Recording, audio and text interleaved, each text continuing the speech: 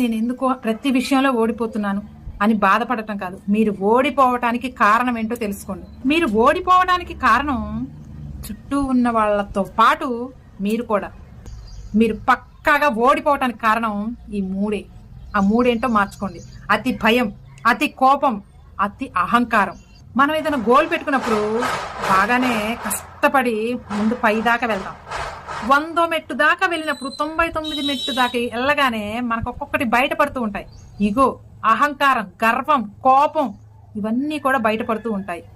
అవి లేకపోతే ఆ 100 మెట్టు దాకా చేరుతాం. కానీ 99వ మెట్టు ఎక్కిన తర్వాత 100 మెట్టు ఎక్కే లోపు మీకు ఇవి బయటపడ్డాయో విజయం రాకుండా ఆపేస్తాయి. కాబట్టి ఆ ఒక్క నిమిషం మీరు కంట్రోల్లో ఉండండి, కంట్రోల్లో ఉంచుకోండి. కాబట్టి ఈ మూడింటిని దూరం చేసుకోండి. ఈ మూడు మీలో పెట్టుకుని అవతల వాళ్ళ మీద నిందలు వేస్తే ఏమొస్తుంది? కాబట్టి ఈ మూడింటిని కూడా దూరం చేసుకోండి. సక్సెస్ఫుల్ గా